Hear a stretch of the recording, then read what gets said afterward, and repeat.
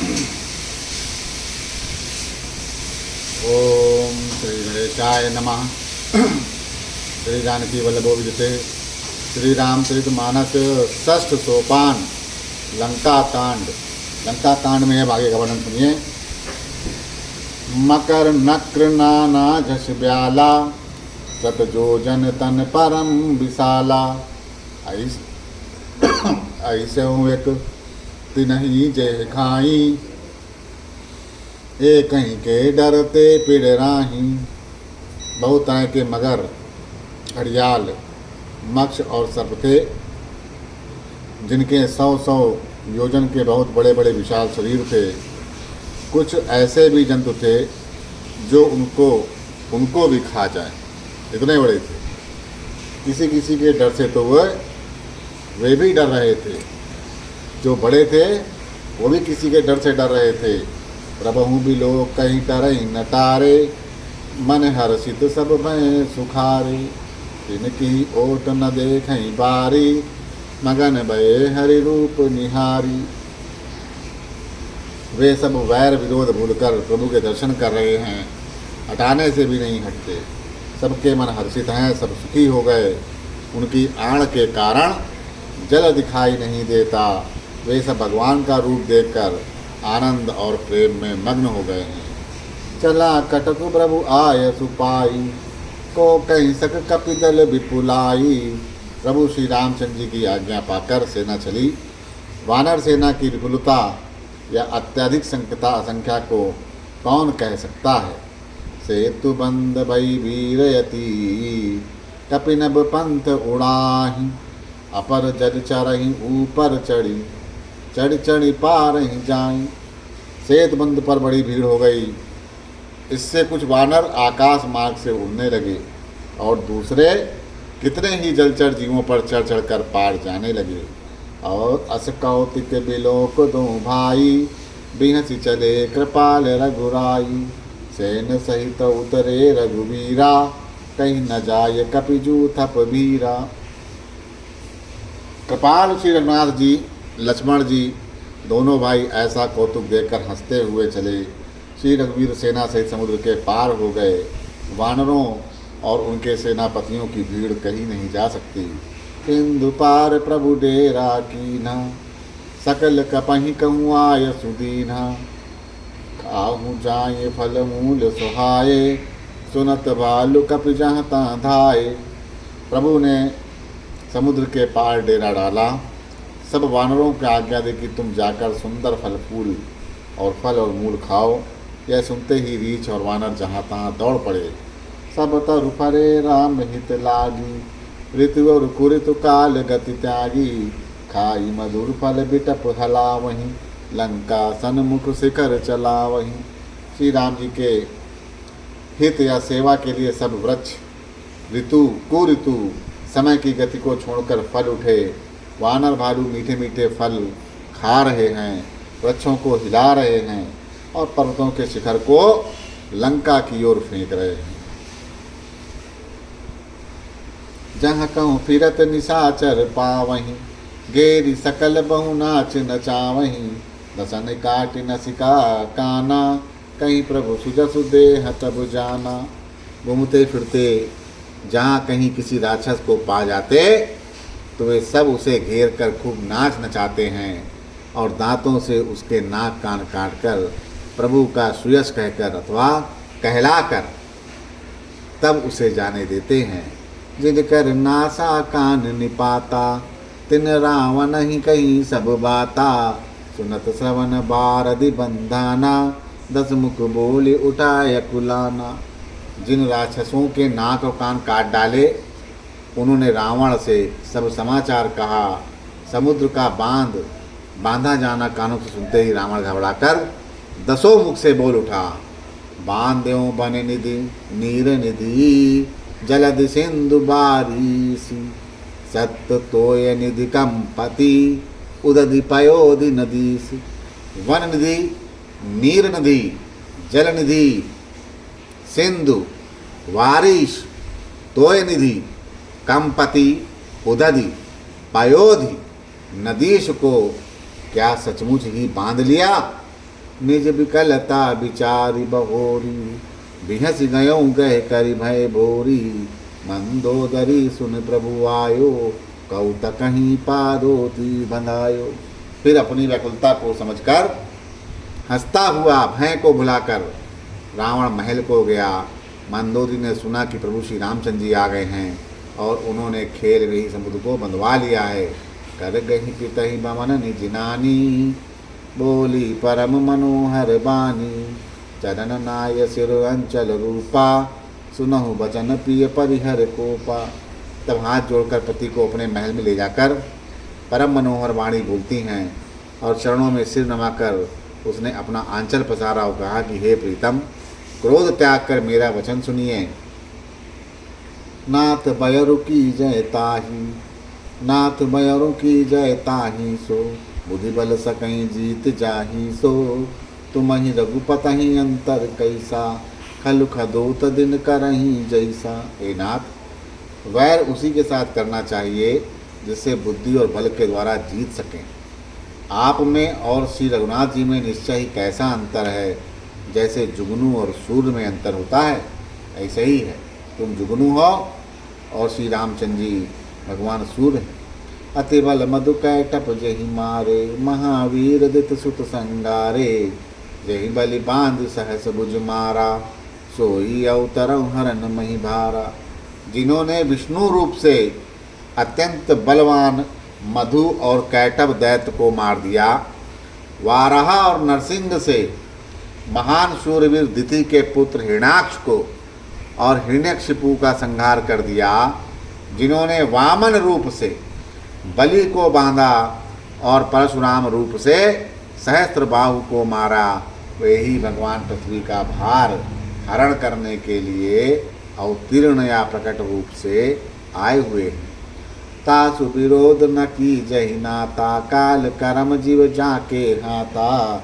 हे नाथ, उनका विरोध न करो जिनके हाथों में काल कर्म और जीव सभी हैं, उनका विरोध कैसा। राम ही सौंपी जानकी, नाई कमल पद्माथ, सुत कहूँ राज सर्म पीरन, जाई भजई रघुनाथ। श्री राम जी के चरण कमल में सिर नवाकर उनकी शरण में जाकर उनको जानकी जी सौंप दीजिए और आप पुत्र को राज देकर वन में जाके श्री रघुनाथ जी का भजन करिए। नाथ दीन दयाल रघुराई, बागहु सन्मुख गए ना खाई, चाहई करण सो सब करि बीते, तुम सुर असुर चराचर जीते। हे नाथ, श्री रघुनाथ जी तो दीनों पर दया करने वाले हैं। शरण जाने पर वे बाग भी नहीं खाता। आपको जो कुछ करना चाहिए था वो सब आप कर चुके हो। आपने देवता, राक्षस तथा चर अचर सभी को जीत दिया। संत कहाई अस नीति दसानन, चौथे पन जई हैं नृप कानन, तासु भजनु की जय तय भरता, जो करता पालक संघरता। हे दशमुख, संत जन ऐसी नीति कहते हैं कि बुढ़ापे में राजा को वन में चला जाना चाहिए। हे स्वामी, वन में आप उनका भजन करना जो सृष्टि रचने वाले हैं, पालने वाले हैं, संहार करने वाले हैं। सोई रघुवीर प्रणत अनुरागी, भजहु नाथ ममता सब त्यागी, मुनिवर जतनु करई जय लागी, भूप राजु तज होए विरागी। हे नाथ,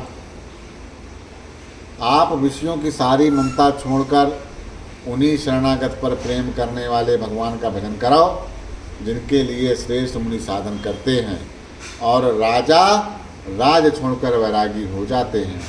सोय कौशलाधीश रघुराया, आयो करण ते ही पर दाया, जो प्रिय मानव मोर सिखावन, सुजसु होयति हूँ पुरयति पावन।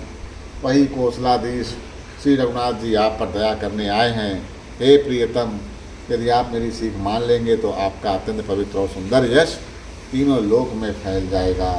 अस कई नयन नीर भरी, कई पद कम पति गात, नाथ भजऊँ रघुनाथ ही, अचल होई यही बात। ऐसा कहकर करुणा का जल नेत्रों में भर के पति के चरण पकड़ कर कांपते हुए शरीर से मंदोदरी कहती हैं कि हे नाथ, श्री रघुनाथ जी का भजन करो, जिससे मेरा सुहाग अचल हो जाए। तब रावण मैं सुता उठाई, कहें लाग खल निज प्रभुताई। सुनतै प्रिया वृथा भय माना, जग जोधा कै मुहि समाना। तब रावण ने मंदोदरी को उठाया और वह दुष्ट उससे अपनी प्रभुता कहने लगा कि हे प्रिय सुन, तूने व्यर्थ में ही भय मान रखा है, बता तो जगत में मेरे समान योद्धा कौन है। बरन कुबेर पवन जम काला, भुज बल जीतऊं सकल दिक्पाला। देव दनुज नर सब बस मोरे, कवन हेतु उपजा भय तोरे। वरुण कुबेर पवन यमराज ये सभी दिक्पालों को और कालों को मैंने अपनी भुजाओं के बल से जीत रखा है। देवता दानव मनुष्य सभी मेरे वश में हैं, फिर तुमको ये भय किस कारण उत्पन्न हो गया। नाना विदते ही कहे से बुझाई, सभा बहोरी बैठ सो जाई। मंदोदरी हृदय यस जाना, काल बस से उपजाए अभिमान। मंदोदरी ने उसे बहुत तरह से समझाया, किंतु रावण ने उसकी एक भी नहीं सुनी और वह फिर सभा में जाकर बैठ गया। मंदोदरी ने हृदय में ऐसा जान लिया कि काल के वश में होने से पति को अभिमान हो गया है। सभा आई मंत्र ही बूझा, करब कवन विधि रिपु मह जूझा। कहीं सचिव सुन निश्चर नाहा, बार बार प्रभु पूछऊं कहा। सभा में आकर उसने मंत्रियों से पूछा कि शत्रु के साथ किस प्रकार से युद्ध करना होगा। मंत्री कहने लगे कि हे राक्षसों के नाथ, हे प्रभु सुनिए, आप बार बार क्या पूछते हैं। कहाँ कवन भय करें बिचारा, नर कपिबालु आहार हमारा। कहिए तो कौन सा बड़ा भय है जिसका विचार किया जाए। भय की बात ही क्या है। मनुष्य और वानर भालू हमारे भोजन हैं, हमारे भोजन की सामग्री है। सबके वचन श्रवण सुनी, कहा प्रहस्त कर जोरी। नीति विरोध न करई प्रभु, मंत्रई मति अति थोरी। कानों से सबके वचन सुनकर रावण का पुत्र प्रहस्त होकर हाथ जो कहने लगा, हे प्रभु, नीति के विरुद्ध कुछ भी नहीं करना चाहिए। मंत्रियों में बहुत ही थोड़ी बुद्धि है। कहीं सचिव सठ ठकुर ठकुर सुहाती, नाथ नपुर आव एहि भांति। बारिद नाग एक कपियावा, तासु चरित मन महु सब गावा। ये सभी मूर्ख खुशामदी या मंत्री ठकुर सुहाती मुँह देखी बात कहते हैं। हे नाथ, इस प्रकार की बातों से पूरा नहीं पड़ेगा। एक ही बंदर समुद्र लांग कर आया था, उसका चरित्र सब लोग अभी भी मन में गाया करते हैं, स्मरण किया करते हैं। क्षुधा न रहई तुमहि सब काहू, जारत नगरु कस न धरि खाहू। सुनत नीके आगे दुख पावा, सचिवन असमत प्रभु सुनावा। उस समय तुम लोगों में से किसी को भूख न थी, बंदर तो तुम्हारा भोजन ही है। नगर जलाते हुए उसे पकड़ क्यों नहीं के पकड़ के खा लिया। इन मंत्रियों ने आपको ऐसी सम्मत सुनाई है जो सुनने में तो अच्छी है, पर जिससे आगे चलकर दुख ही पाना होगा। जह बारिश बनायूं हेला, उतरे उसेन समेत सुबेला। शोभन मनुज खाबे हम भाई, बचन कहाई सब गाल फुलाई। इसने खेली खेल में समुद्र बांध लिया और जो सेना सहित सुबेल पर्वत पर आ उतरा। हे भाई, कहो वो मनुष्य है जिसे कहते हो कि हम खा लेंगे। सब गाल फुला फुला कर पागलों की तरह अपनी बात कह रहे हैं। तात बचन मम सुनियति आदर, जनमन गुनहु मोहि करि कादर। प्रिय बानी जे सुनई जे कहाई, ऐसे नर निकाय जग आई। हे तात, मेरे वचनों को बहुत आदर से बड़े गौर से सुनिए।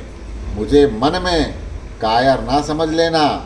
जगत में ऐसे मनुष्य झुंड के झुंड हैं जो प्यारी प्यारी मीठी मीठी बातें तो करते हैं, सुनते हैं और सुनाते हैं। वचन परम हित सुनत कठोरे, सुनई जो कहाई ते नर प्रभु थोरे। प्रथम बसीठ प्रटहूँ सुनि नीति, सीता देई करहूँ पुनि प्रीति। हे प्रभु, सुनने में कठोर है परंतु परिणाम में परम हितकारी वचन है। जो सुनते हैं और कहते हैं वे मनुष्य बहुत ही थोड़े हैं। नीति सुनिए, उसके अनुसार पहले दूत भेजिए, फिर सीता को देकर श्री राम जी से प्रीत या मेल कर लीजिए। मंगल भवन अमंगल हारी, द्रमहु सुदशरथ यजिर बिहारी। नारी पाय फिर जाही, जो तो न बढ़ाई रारी। नाही ते सन्मुख समर मही, तात करई हटी मारी। यदि वे स्त्री पाकर लौट जाएं तब तो झगड़ा न बढ़ाइए, नहीं तो हे तात सम्मुख युद्ध भूमि में उनसे हठ पूर्वक डटकर मार काट कीजिए। यह मत जो मानहु प्रभु मोरा, अभय प्रकार जसु जग तोरा। सुत सन कहे दस कंठ रेसाई, असिमति सट कहीं तो हिस खाई। हे प्रभु, यदि आप मेरी यह सम्मति मानेंगे तो जगत में दोनों ही प्रकार से आपका सुयश होगा। रावण ने गुस्से में भरकर कहा, अरे मूर्ख, तुझे ऐसी बुद्धि किसने सिखाई? अबहि ते उर संशय होई, बेनु मूल सुत भयउ घमोई। सुन पितु गिरा पुरुष यति घोरा, चला भवन कहीं बचन कठोरा। अभी से हृदय में भय हो रहा है। हे पुत्र, तू तो बांस की जड़ में खमोई हुआ। तू मेरे वंश के अनुकूल नहीं है। पिता की अत्यंत घोर और कठोर वाणी सुनकर प्रहस्त ये कड़े वचन कहता हुआ घर को चला गया। हितमत तो ही न लागत कैसे, काल दिवस कहूँ बेसज जैसे। संध्या समय जान जस सीसा, भवन चले निरखत बुझ बीसा। हित की सलाह आपको कैसे नहीं लगती, आप पर कैसे असर नहीं करती, जैसे मृत्यु के वश में रोगी को दवा अच्छी नहीं लगती। संध्या पर समय जानकर रावण अपनी 20 भुजाओं को दिखाता हुआ महल को चला। लंका शिखर अपरयागारा, अति विचित्रता होए अखारा। बैठ जाई तई मंदिर रावण, लागे किन्नर गुण गन गावन। लंका की चोटी पर एक अत्यंत विचित्र महल था।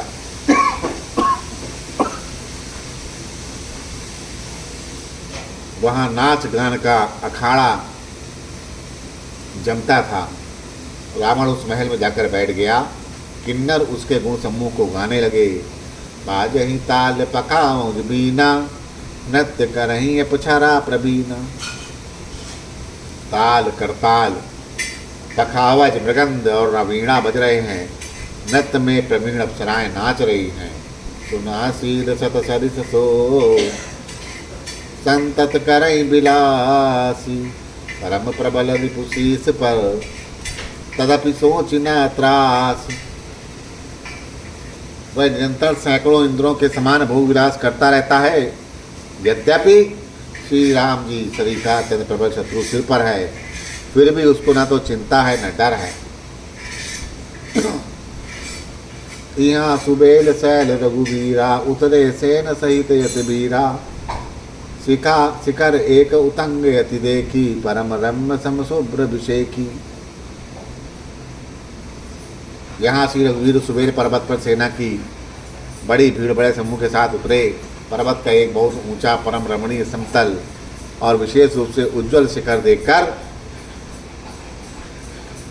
तह तरु किस लय सुमन सुहाए, तह तरु किस लय सुमन सुहाए। लक्ष्मण रच निज हाथ डसाए, तापर रुचिर मधुल मग छाला। तहीं आसन आसीन कृपाला।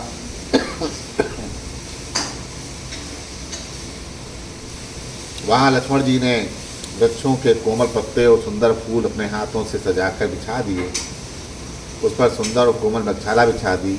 उसी आसन पर कृपालु श्री रामचंद्र जी विराजमान थे। प्रभुकृत शीर्ष कपीस उछंगा, बाम दहिन दिश चाप निशंगा। तू कर कमल सुधारत बाना, कहे लंकेश मंत्र लगी काना। प्रभु श्री रामचंद्र जी वानर सुग्रीव को गोद में अपना सिर रखे हैं। उनकी बाईं ओर धनुष है, दाहिनी ओर तरकश रखा है। वे अपने दोनों कर कमलों से बाण सुधार रहे थे। विभीषण जी कानों से लगकर सलाह कर रहे हैं। बड़बागी अंगद हनुमाना, चरण कमल चापत विद नाना। प्रभु पाछे लक्ष्मण बिरासन, कठिन संग कर बान सरासन। परम भाग्यशाली अंगद और हनुमान अनेकों प्रकार से प्रभु के चरण कमलों को दबा रहे हैं।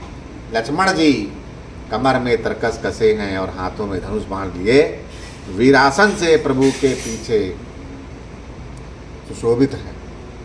मंगल भवन अमंगल हारी तपहु सुदशरथ यजिर बिहारी ऐ विधि कृपा रूप गुण धाम राम वासीन दंडते नरे ध्यान जे रत सदा लय लीन। इस प्रकार कृपा रूप और गुणों के धाम श्री रामचंद्र जी विराजमान हैं। वे मनुष्य धन्य हैं जो सदा इस ध्यान में लव लगाए रहते हैं। पूरब दिशा विलोक प्रभु देखा उदित मयंक तात सबई देखा सही लगपति सरिस असंक।